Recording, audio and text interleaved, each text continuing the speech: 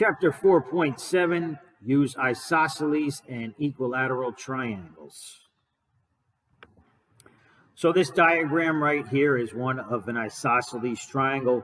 Remember, an isosceles triangle has at least two sides congruent. And the sides that are congruent, you can see right here, they are marked with these tick marks.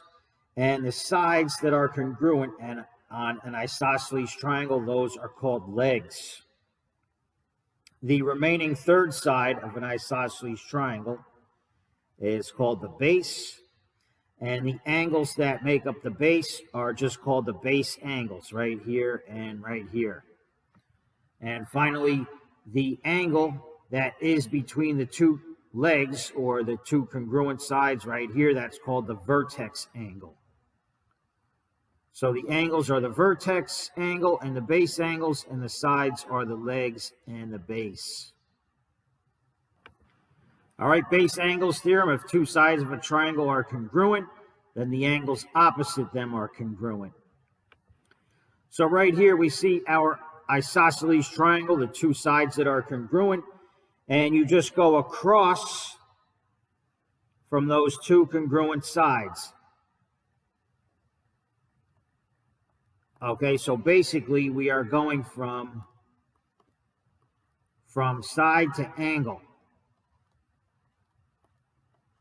All right, so you mark, the sides are already marked congruent, and across from those sides, you can mark those angles congruent as well. Okay, the opposite or converse is also true. If two angles of a triangle are congruent, then the sides opposite them are congruent. So here we have the two angles marked congruent, and we are going to go from angle to side. All right, so across from the angle, you want to go to the side. Across from this angle, you want to go to the side, and we can mark that side congruent to that side. Okay, so since the angles are congruent, the sides are going to be congruent. Example 1, in triangle DEF, DE is congruent to DF. Name two congruent angles. All right, please pause for a moment and see if you can tell me which angles are congruent. So we want to just go from side to angle across from the congruent sides. So we can see the two tick marks right here, and going across from this side and across from this side to the angles, of course. This angle here is congruent to that angle. So E is congruent to F. Angle E is congruent to angle F. All right, let's try these. If HG is congruent to HK, then which angles are congruent? Let's take a look. All right, if HG is congruent to HK, which angles are congruent, please? Again, you just go across from the side to the angle, okay, and mark angle G and angle K. So that would be angle G and angle K. All right, so G is congruent to K, and then let's check KHJ and KJH. If those are congruent, then which sides are congruent? Let's see. All right, so mark these angles congruent and see if you can tell me which sides are congruent, please. All right, if we do KHJ, KHJ is going to be this angle. And KJH, KJH is going to be that angle. All right, so we're just going to go across from angle to side.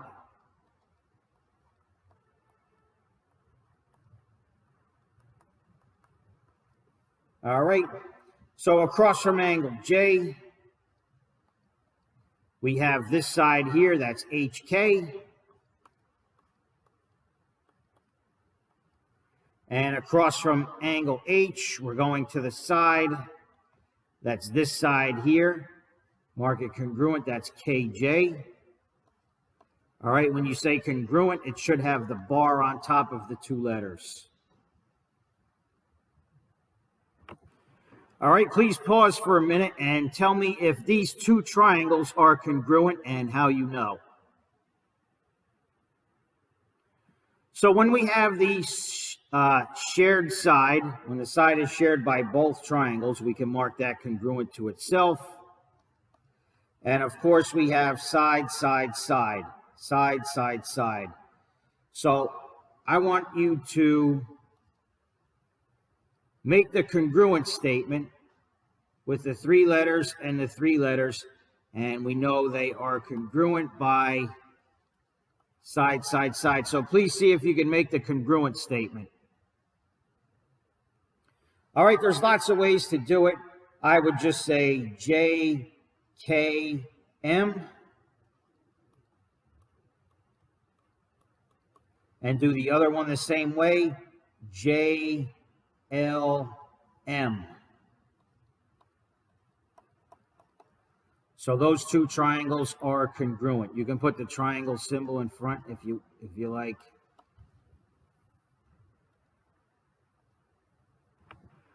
Now, please tell me, is angle K congruent to angle L, and how you know? All right, since these triangles are congruent, if you look at the second letter, that's K, and if you look at the second letter here, that's L. So the answer is yes, and it's because they are both the second letter, which makes them corresponding angles.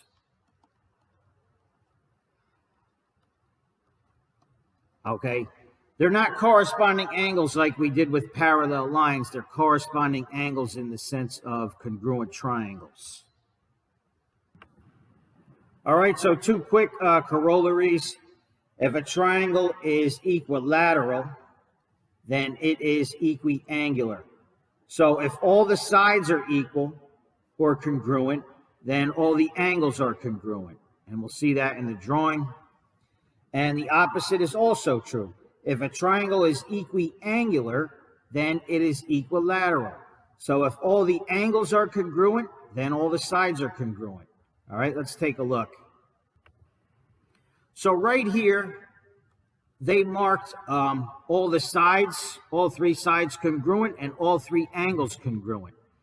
Now, if they had only marked the sides, we could mark the angles ourselves, because it says if the sides are all congruent, then all the angles are congruent. And the opposite is also true. If the sides were not marked, but just the angles, we could go ahead and mark the sides. Example 2, find the measures of angles P, Q, and R. Let's take a look. All right, please pause for a moment. Some of you can do this in your head. Tell me what each angle measure is. Okay, we said if all three sides are congruent, then all three angles are going to be congruent as well. So we can mark all of those congruent. We know that the three angles inside of a triangle, interior angles, add up to 180.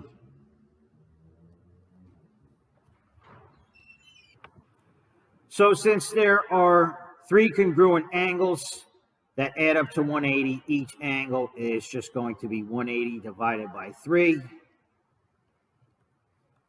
And of course, that equals 60 degrees. So as always, this triangle is both equilateral and equiangular. So if either one of these are true, then the other one is also true. All right, see if you can tell me what the side length of ST equals.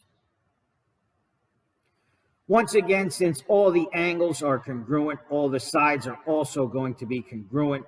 So if this is 5, then the other sides are also going to be 5. So that's just 5. All right, they ask, is it possible for an equilateral triangle to have an angle measure other than 60? All right, and the answer is absolutely not. That's definitely no. Because if it's equilateral, it also has to be equiangular.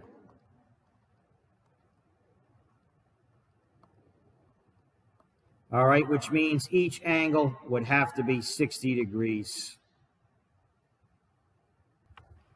Example 3, find the values of x and y in the diagram. Let's take a look.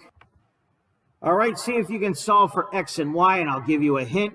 On this one here, just go across from the congruent angles to the side, and same with this one here, go across from congruent angles to the side.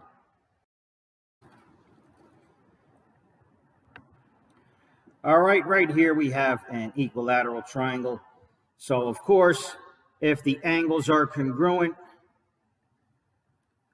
the sides across from the angles are all going to be congruent as well. All right, so we can see this side length right here. That's 4. So this side length right here is also going to be 4. All right, so clearly y equals 4. And then, of course, this side length right here is also going to be 4. All right. And now on the other triangle, we have an isosceles triangle. Once again, you can go across from the congruent angles to the sides. Okay, and this side here is going to be congruent to that side there. So x plus 1 just equals 4. And subtracting 1 on both sides, of course, x equals 3.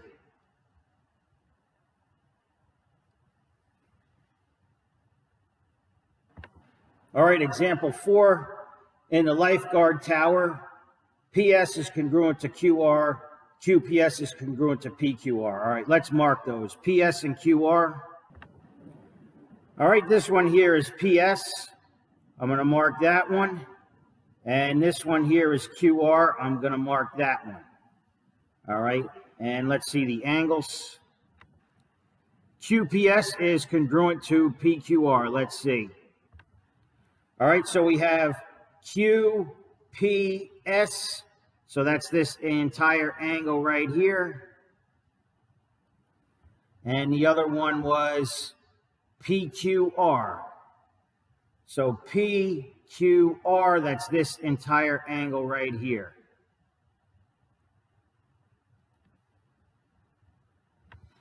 Okay, what congruence postulate can you use to prove triangle QPS is congruent to triangle PQR? Okay, see if you can prove triangle QPS is congruent to triangle PQR. QPS is this one here on the left, and PQR is this one here on the right. They do overlap each other. I'll give you a hint, one of the sides overlap. All right, so this triangle here and this triangle here share a side right here at PQ. So I can mark that side congruent to itself. And then for this triangle, we have side, angle, side. For this triangle, side, angle, side. So these two are congruent by SAS. Side, angle, side. Part B, explain why PQT is isosceles. Let's see. All right, we're going to skip B and C. All right, please pause and see if you can solve for angles X and Y in this diagram. I'll give you a hint. This side, this triangle is equilateral, so you can easily find the angles. And this one here is 90, so you just subtract this one angle from 90 to get this one and go across from the congruent sides. All right, so this triangle right here is equilateral. If you go across from all the sides that are congruent, you can mark all of the angles congruent in this triangle here. All right, so all three of these angles are congruent. And of course, there are three interior angles. And the sum of the interior angles is 180. So 180 divided by 3 is just 60. So each of these angles are 60 degrees. All right, so this one right here is 60. All right, we can see a right angle right here. So if this one is 60, this one right here is just going to be 90 minus 60.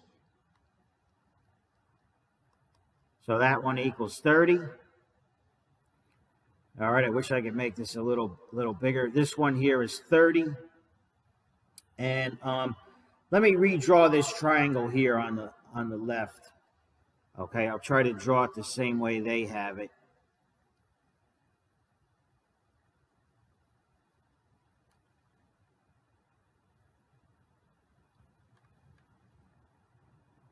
All right, so this side is congruent to that side, so I'm going to mark those. And the Y angle is right there. And this piece right here is 30, okay? The whole thing is 90. We got 30 and 60, so that one right there is 30. Okay, and we have congruent sides. So you can go across from sides to angles and mark those congruent. So if this one is 30, this one here is going to be 30. All right, and then we can solve for Y. We know all three of them add to 180. So Y plus 30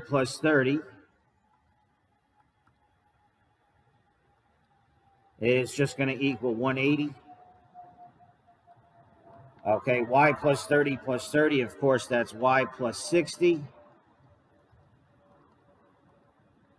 equals 180. And if you subtract 60 from both sides, Y is just 120 degrees.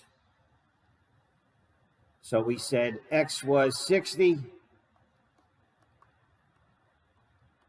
and Y is 120.